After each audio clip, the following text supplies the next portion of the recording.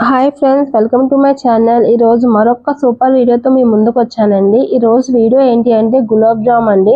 నోట్లో పెట్టుకుంటే వెన్నెలా కరిగిపోయే గులాబ్ జామ్స్ మాట. ఇవి బేకరీ స్టైల్లో ఎలా చేయాలి ఏంటి అనేది పూర్తిగా చూడండి, స్కిప్ చేయకుండా మీకు అర్థమవుతుంది. చాలా ఈజీ అండి. మనం గులాబ్ జామ్ పిండి ఇంకా షుగర్ ఉంటే చాలు చేసేసుకోవచ్చు చాలా ఈజీగా. అసలు ఎలా చేయాలి ఏంటి అంటే ఫస్ట్ అయితే గులాబ్ జామ్ పిండి ప్యాకెట్స్ దొరుకుతాయి కదండి బయట, ఆర్చి వాళ్ళది కానీ ఎంటీఆర్ వాళ్ళది కానీ. అది తీసుకుని పిండిని చాలా బాగా కలుపుకోవాలండి. అంటే వాటర్ వేసి కానీ పాలగే కాచిన పాలు కానీ వేసుకుని కలుపుకోవాలి.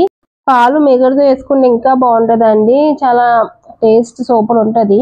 సో నేనైతే పాలు లేవండి, ఇక్కడ నేను వాటర్ వేసి కలిపాను అనమాట. మెత్తగా కలిపి ఒక 5 minutes పక్కన పెట్టి స్మూత్గా బాల్స్ అయితే చేసుకుని అలాగే మరో పక్కనేమో షుగర్ సిరప్ అనేది మాత్రం పెట్టానమాట ఇక్కడ.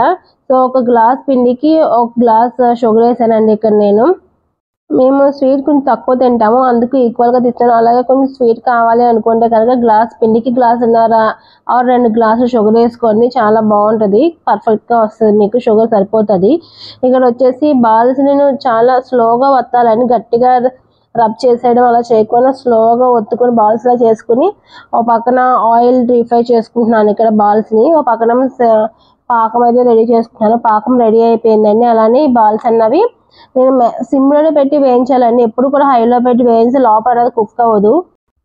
మనకు టైం పట్టినా పర్లేదు కానీ సిమ్లోనే కుక్ చేసుకోవాలి వాటి ఎప్పుడైనా సరే. గులాబ్ జామ్ బాల్స్ టైం పడితే పట్టింది మొత్తం మీడియం, హైలో కూడా కాదు, మీడియంలో కూడా వద్దండి, సిమ్లోనే పెట్టుకుని ఇంకా వేయించుకోవాలి. వాడికి నేను సిమ్లో పెట్టి బాగా వేయించాను, గోల్డెన్ బ్రౌన్ వచ్చే వరకు వేయించుకోవాలండి.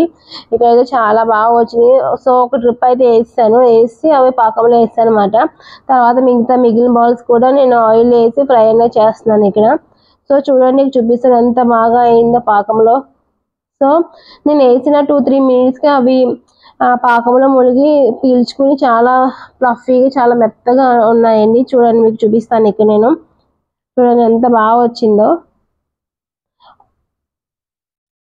చూడండి, ఇక్కడ మిగతా అన్నవి కూడా ఫ్రై అయిపోతున్నాయి అన్నమాట. మిగతావి కూడా తీసేసి మనం ఇప్పుడు ఈ షుగర్ సిరప్లో అనేవి వేసేసుకుందాం. ఇక్కడ నేను అదే క్లోజ్ చేసాను అనమాట, వేడనే తగ్గిపోతుంది కదా అని చెప్పి ఇలా క్లోజ్ చేసేసుకోవాలండి. మళ్ళీ వేడి తగ్గిపోతే మళ్ళీ గట్టి పడిపోద్ది కదా పాకం.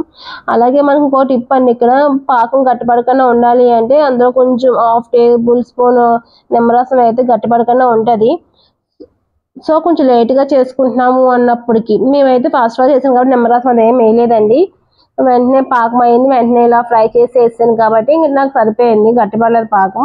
ఒకలాగా స్లోగా చేస్తాము, ఇంకా ఎక్కువ చేయాలి అన్నప్పుడు టైం పడుతుంది కదా. సో అలాంటప్పుడు నిమ్మరసం వేసుకోవడం బెటర్ అండి, పాకం అనేది గట్టిపడకుండా ఉంటుంది. అలానే పాకంలో లాస్ట్లో కొంచెం 2 ఇలాచీలు దంచి వేసుకుంటే కూడా బాగుంటుందండి, ఇలాచీ ఫ్లేవరు.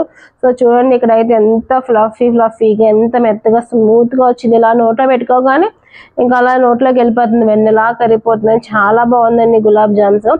అలాగే మీకు పిండి కలిపేటప్పుడు ఒక tablespoon నెయ్యి అలా వేసుకుని ఇంకా కూడా ఫ్లేవర్ అనేది చాలా బాగుంటుంది. ఇక అయితే నేను నెయ్యి కూడా వేసానండి.